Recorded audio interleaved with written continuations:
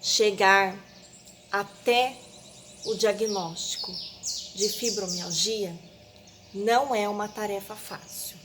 Muitas vezes leva-se anos até descobrir que o que a gente tem é fibromialgia. Então foi por isso que nesse primeiro vídeo de 2024 eu resolvi compartilhar com vocês como foi esse percurso para mim, como eu cheguei até o diagnóstico de fibromialgia. Sejam bem-vindos, eu sou a Gisele e este é o canal Em Equilíbrio. Hoje ainda existe pessoas que acreditam que a fibromialgia é uma doença psicológica, mas ela não é. Só que a influência psicológica, o estado de saúde mental e emocional tem grande impacto sobre ela.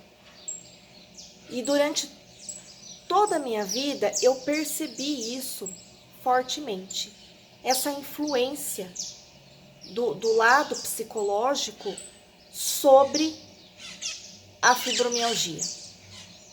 Eu sempre tive dor, desde pequena. E a minha infância, ela pode ser dividida por essa questão da dor em dois períodos. O primeiro período, que começou lá por volta dos 7, 8 anos, junto, associado, interligado com o início da vida escolar, que para mim foi difícil por conta dessa questão de socialização. Eu sempre fui uma criança muito tímida, muito introvertida, então essa socialização para mim foi muito difícil. Então já tinha uma questão ali psicológica bem complicada, mas que há 30 anos atrás não era levado muito em consideração. Então esse primeiro momento, quando eu entrei na escola, eu desenvolvi muitas dores na barriga. Era todo dia dor de barriga. Levava no médico, a minha mãe sempre atenta, levando nos médicos e perguntando o que está acontecendo, vamos fazer exame, e os exames sempre tudo normal, tudo certo. E isso se estendeu até mais ou menos os 12 anos. Aos 12 anos, essa dor de barriga, ela deu uma pausa, do mesmo jeito que ela surgiu, ela desapareceu e eu comecei a desenvolver muita dor de cabeça, bastante dor de cabeça. E a primeira coisa, naquela época que a gente pensava, uma criança com dor de cabeça, vamos levar onde? Vamos levar no oftalmo, só pode ser da vista. E eu passei no oftalmo, fazia os exames, tá tudo ok, tá bem, a visão tá ótima, mas vamos prescrever um óculos para descanso, E assim foi, não melhorava, não ajudava. Eu passei também por otorrinos. Tem aí uma questão, um quadro de rinite, um quadro de sinusite, a dor de cabeça deve ser por isso. E isso se estendeu.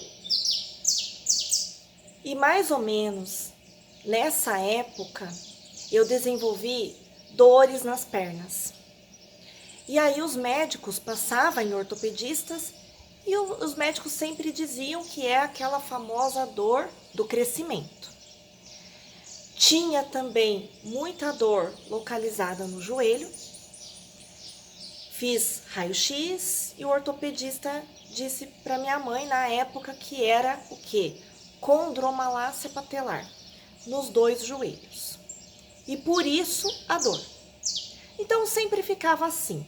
Sempre tinha uma justificativa para essas dores, mas que nos exames nunca detectava nada assim. Ou dava tudo normal, ou detectava algo muito assim, com pouca significância para ter tanta dor. E esse foi o período.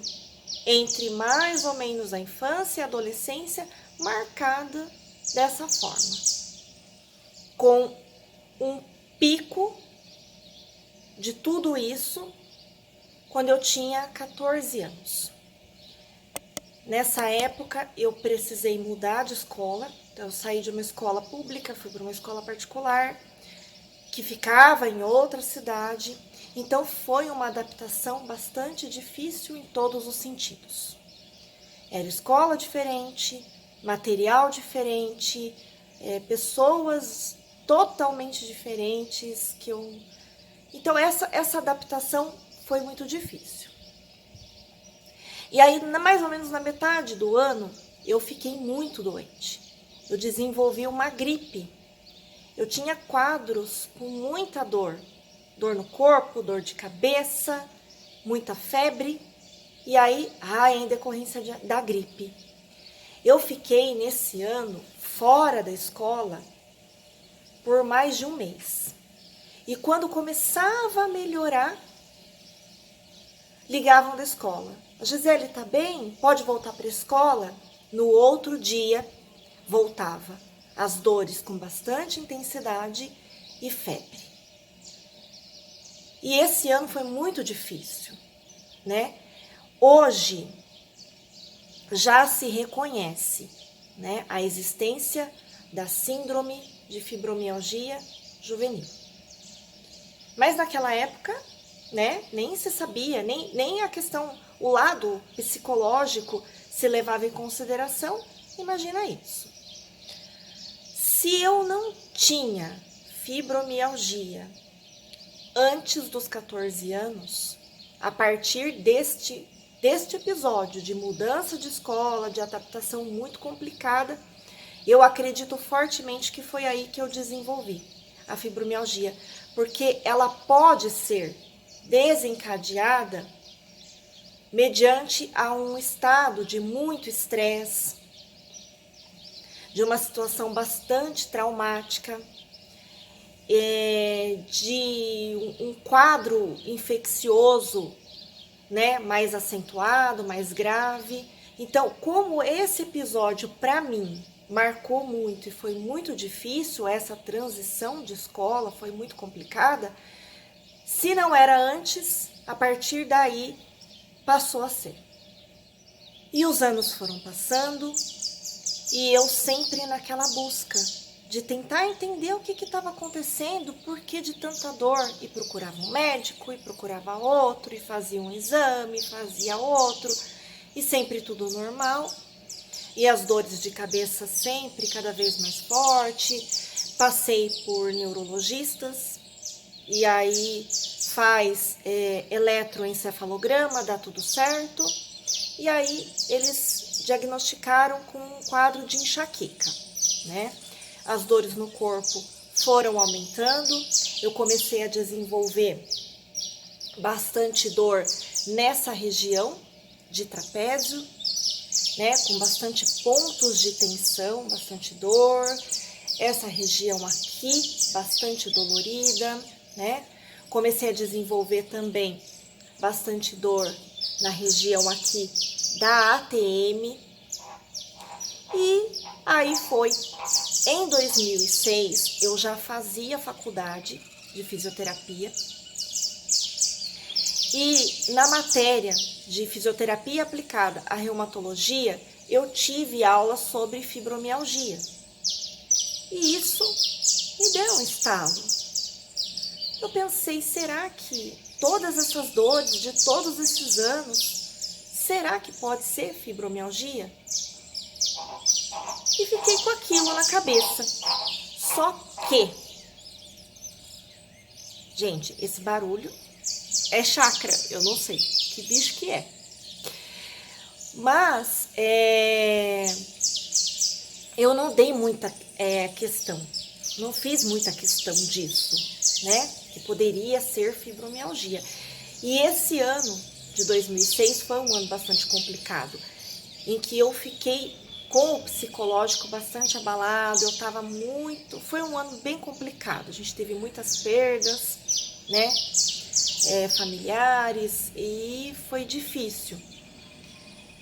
No final do ano, eu fiquei tão ruim que eu nem consegui dar continuidade à faculdade. Eu tranquei a faculdade de fisioterapia. Eu passei com uma psicóloga e ela, no decorrer das sessões, ela me disse: Gisele, eu acho que você precisa passar com o psiquiatra, porque o estado emocional está tão abalado que talvez precise entrar com medicação controlada, que até então eu nunca tinha tomado. Eu passei então com o psiquiatra e o diagnóstico que eu tive foi de depressão.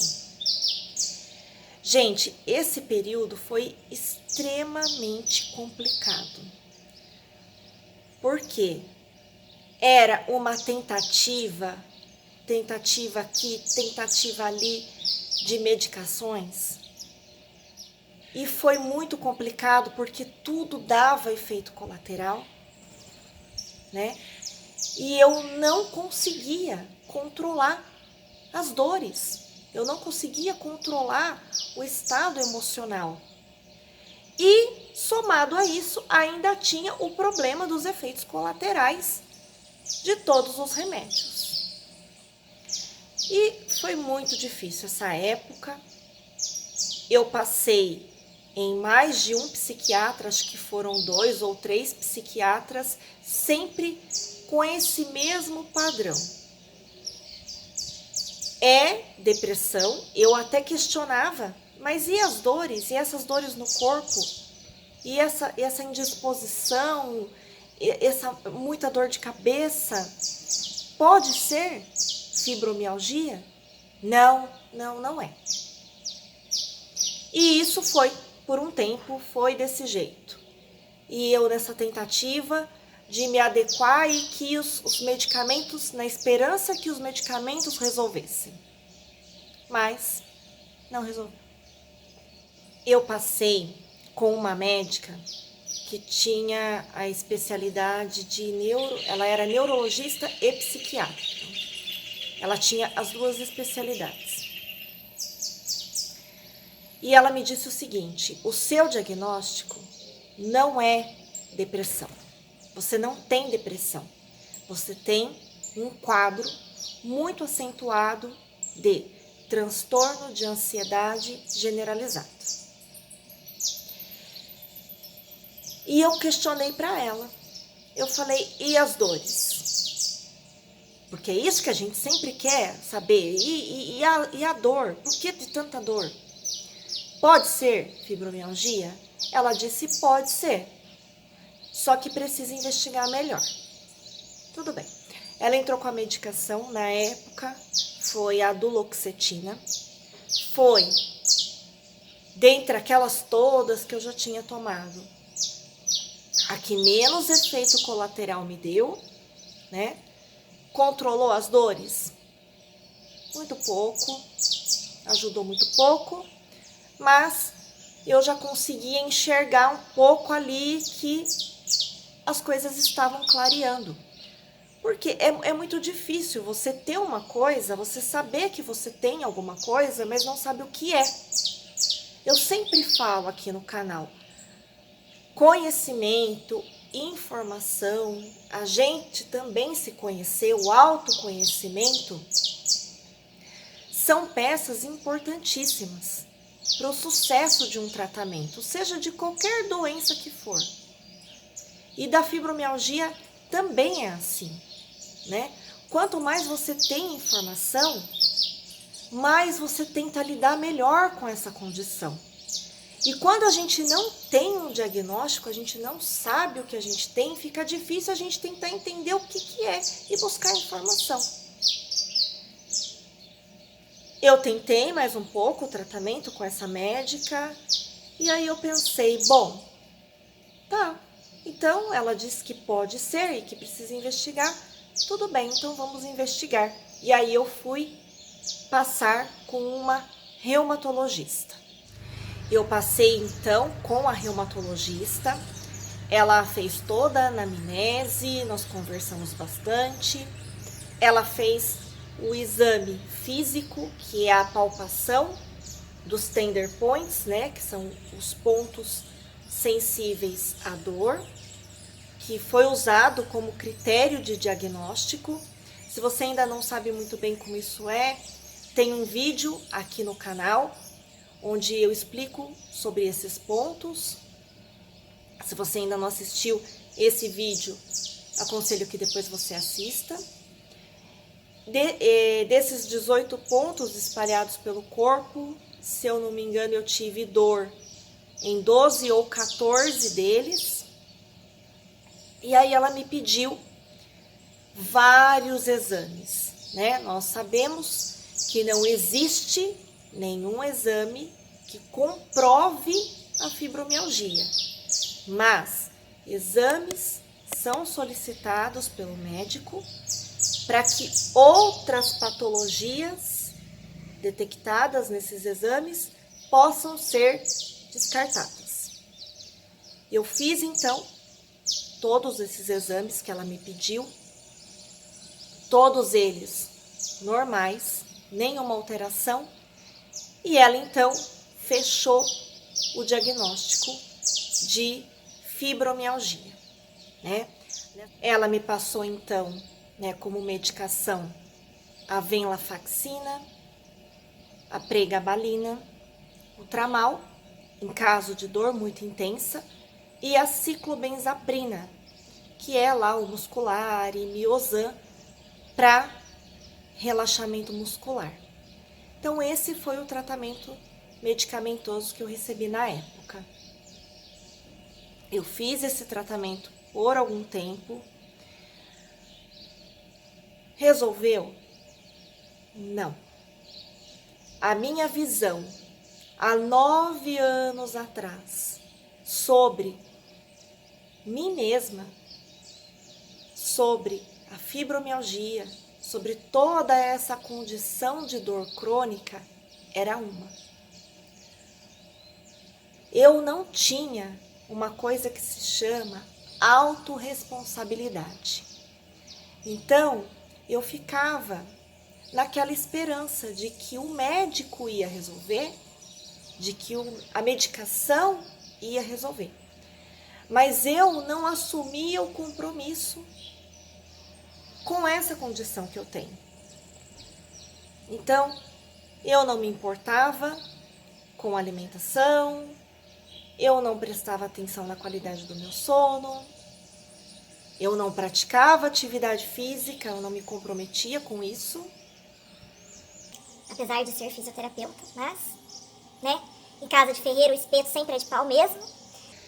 Mas enfim, graças a Deus, tudo isso ao longo do tempo, pessoal, isso não acontece de uma hora para outra, isso é um processo e a gente tem que ter principalmente muita paciência com esse nosso processo. Ele foi ao longo do tempo se modificando, né? E hoje a minha visão sobre tudo isso é completamente diferente. Hoje, se eu entro numa crise de dor, a primeira coisa que eu faço é parar e pensar o porquê dessa crise de dor. Né? A alimentação está em dia? Atividade física está em dia? Controle do estresse? Sono? Então eu olho muito mais para esse lado.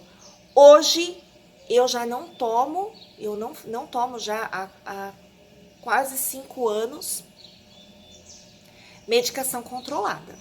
Eu tomo sim remédio para dor, eu vou controlando lá com os remédios de dor. Em alguns momentos eu sinto muito essa região aqui articular, isso tensiona, me dá muita dor nessa região aqui, região de cabeça, e aí eu vou tentando controlar com relaxante muscular, quando necessário, mas uso técnicas de respiração, de meditação, de relaxamento. Então, hoje eu tenho esse olhar sobre a condição que eu tenho, que nós temos, que é a fibromialgia. Bom, pessoal, essa então foi a minha história, foi essa a trajetória que eu percorri até chegar ao diagnóstico de fibromialgia, né? E até a mudança de mentalidade, a mudança de comportamento. Isso está completamente estabelecido? Não, é claro que não. Como eu disse, isso é um processo, ele vai acontecendo dia a dia, né? E a gente tem que sempre pensar o seguinte: hoje dá para ser um pouquinho melhor do que foi ontem. E aí depois amanhã, e aí depois amanhã, e aí a gente vai construindo, né? E se no decorrer dessa caminhada a gente tem uma crise de dor, né? Não se pode. É claro que é difícil, sim, é difícil, eu sinto isso também. Mas a gente não pode perder tudo aquilo que a gente já percorreu, né? Então, em momentos de crise, a gente tem que acolher, a gente tem que tentar entender, né? E cuidar da melhor maneira possível. O canal está com esse propósito, né? Tem esse objetivo de passar essa visão sobre a fibromialgia, o quanto é importante a gente buscar conhecimento, informação, o quanto é importante desenvolver autoconhecimento para a gente poder lidar, para a gente poder conviver melhor com a fibromialgia e poder ter, sim, um pouco mais de qualidade de vida. Que esse vídeo tenha agregado valor na vida de vocês. Se gostaram, deixem um like, inscrevam-se no canal para receber mais conteúdos sobre fibromialgia. Até os próximos vídeos e tchau, tchau!